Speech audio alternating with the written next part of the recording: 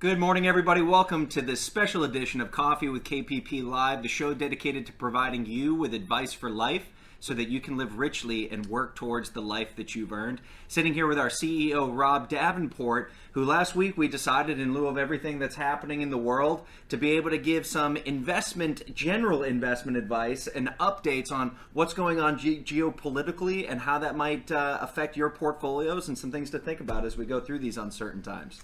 Well, we thought this was an appropriate 10 or 15 minute episode just to calm everyone down. Mm-hmm. There's a lot going on in the world. We are not going to get political on this show.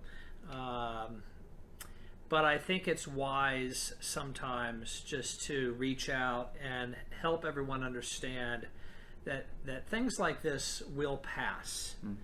This will not be the end. So I just wanted everyone to understand that staying the course and staying relaxed and not getting overly anxious about the U.S. economy and the U.S. markets is probably the wise plan of action versus panic and versus stepping out of the market altogether. Mm-hmm. So there's a lot of data that we have that you could find online that explains that it's to your advantage to have a proper asset allocation strategy and to stick with it over the years. Is it not? It is. It really is. And it's amazing because it's times like these where the value of accountability and advice and having a plan really, it's where the rubber meets the road, quite frankly, because there is a lot going on. There's a lot of uncertainty. Your level of anxiety is probably directly related to how often you're looking at your phone and checking the news. Mm-hmm. And one of the fears and the risks that we see as investment managers is that 24-hour news stream, people also have 24-hour access to their investment accounts. Yeah. Right? Yeah. So let's talk about let's talk about general investing concepts and why these times right now in a market pullback might actually be an opportunity for people. Well, whenever we have the market retreat due to whatever reason, that is ideally the time.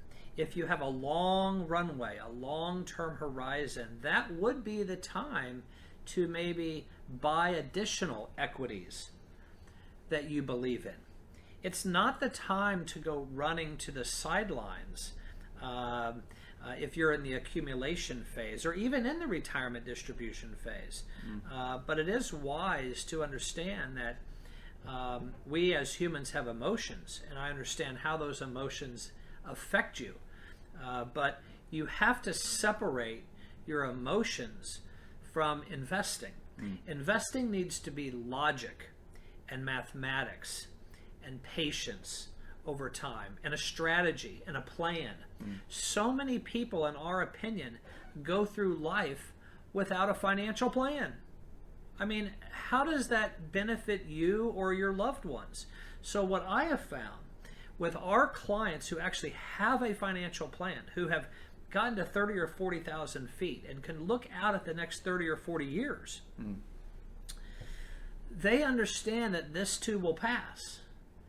And they're seeing the forest from one end to the other, and they're not standing on the forest floor surrounded by all the trees freaking out with all the news and all the anxiety that brings. Does that make sense? Yeah, absolutely. And the people that don't have a financial plan, the ones that are all about the investments and timing the market, they're the ones who are going to have the anxiety.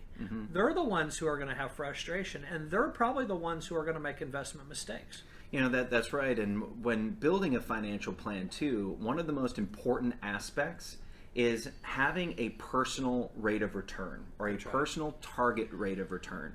Because what most people try to do is obviously they want to shoot for the moon. Right. They want to hit the home run and have the 20 plus annualized returns year over year. But when building a financial plan, especially here at this table in this office, the highest rate of return we may show during accumulation for a client is 6%. Right. And during retirement, we'll show projected annual returns of 5%, which effectively means that when the markets are up big, yeah, we're going to realize those returns or do the best we can to realize returns greater than that. I can't always guarantee them. I can never guarantee them. However, we want our clients to know that the markets, A, won't always perform, and B, they don't have to have double-digit, extraordinarily high returns to be able to live confidently and comfortably. And I think that's what a plan does. And in these market environments, when the phone does ring, I'm finding that the clients that have called us have been asking about your well-being.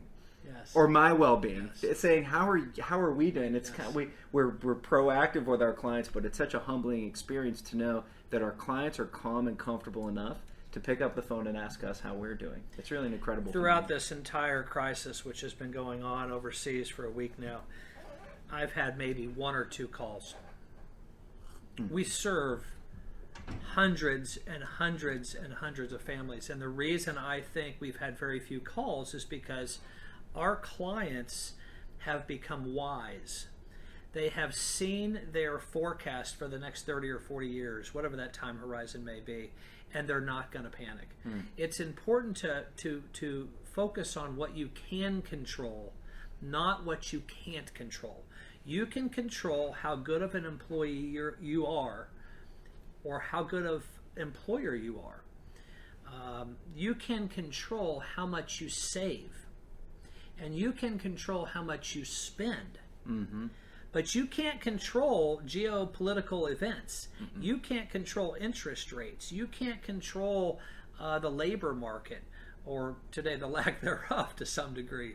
So focus on what you can control and double down or add a little bit more to the savings when the markets are volatile. Dollar cost averaging will work in your favor if you allow it. So allow it. Save a little bit more. Don't become overly stressed out with what's going on in the world. The news is reporting the news, but the news wants you to tune in all day long. I watched more CNN and Fox News and everyone in between over the weekend than I probably should have. And I bet others did as well. But my point and my message to all of you is just focus on what you can control. If we were to go on a road trip together and I were to be the driver and you were the passenger, would you enjoy me going down the road at 100 miles an hour for 20 or 30 miles, only to immediately pull over and stop and freak out, only to pull over for another 10 or 15 minutes? I mean, who would do that?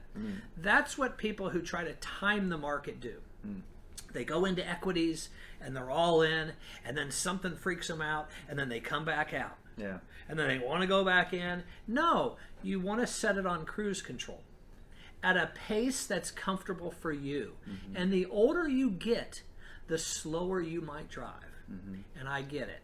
So it's okay to put the cruise control on 50 or 55 or 60. Just stay out of the left lane, please, okay? And what we'll do is we'll post with this video a great piece from one of our product partners that actually talks about the actual numbers and how that relates to the average investor. So we have great product partners that we work with. We're independent financial advisors, and we're blessed to have all these extraordinary organizations work with us and really compete for our business to manage your wealth with. But one of them, Vanguard, has the history of the markets, and we go back and we can see that for the last 100 years, the S&P 500, a general gauge of the stock market, has been up 7.5% on average. An balanced portfolio, a 60-40 portfolio on average, returns about 6.5 to 7% for the last 100 years. Past performance is no indication of future results. You see that. But the average investor, however, only returns about 2.9% on average. And it's to Rob's point, because whether it's pulling over to the side of the road, the analogy I've often used is sitting in traffic. Right. When we're sitting in traffic and the lane we're in is stopped, human nature has us move into the lane that's cruising on to the left. And then that one stops. And then what do? we go back over, right? And it's just so frustrating. I'm reminded of the old movie, it's called Office Space, where the beginning has the man with the walker that's moving ahead in the traffic, and that's kind of what happens. And these are the times where we start to see, we might feel like we need to make a lane switch, but that is exactly what will have your returns, it be in alignment with the average investor of that 2.9% over the average 20-year period. The other piece that we'll post with this class or with this show is Vanguard shows us historically, again, past performance, no indication, but we can look back in time at similar type geopolitical events like the Iranian crisis, the Cuban Missile Crisis, among other things. And we can see that the markets generally react poorly in times of crisis because uncertainty, the markets are forward-looking, people will sell out when there's uncertainty, but almost every time, save a few, the markets after 1 or 2 years are up higher from where we were at the trough. And it's reminiscent to me of what Warren Buffett's always said. When people are fearful, be greedy, and when people are greedy, be fearful. Now, greedy, I don't know is the best word there, but we also always want to look at when times are challenging, when there's maximum uncertainty. Historically, those are also the greatest opportunities to put more money into investments that you have confidence in and that you've worked with your financial planner to make sure is aligned with your long-term goals. And we are making changes here. Our investment committee, for our clientele, we are making some changes to the models. I'm not going to go into details on what those changes are. That would be getting into the weeds. That's our job. Mm-hmm. Just know that we're on top of it. We can't promise any results, but we can promise you that we will do our best to share our guidance and our wisdom at times like this. Now more than ever, you need to act rationally and calmly and with less emotion. I know it's difficult when you open up your January statement and you see a large loss. On paper. And then February to boot. Mm-hmm. But this too shall pass, as I have said. So just stay calm, build a plan if you don't have a plan, work with a team of people who are good people who can help you.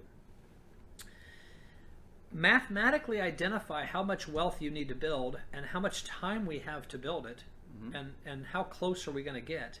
Let's not overreach for returns. And if you've already accumulated a lot of money and you're in retirement or nearing retirement, take your foot off the gas a little bit. Mm-hmm. I'm not saying park on the sidelines. I'm saying it's okay to drive a little slower or to invest a little less aggressively because you've already won the race.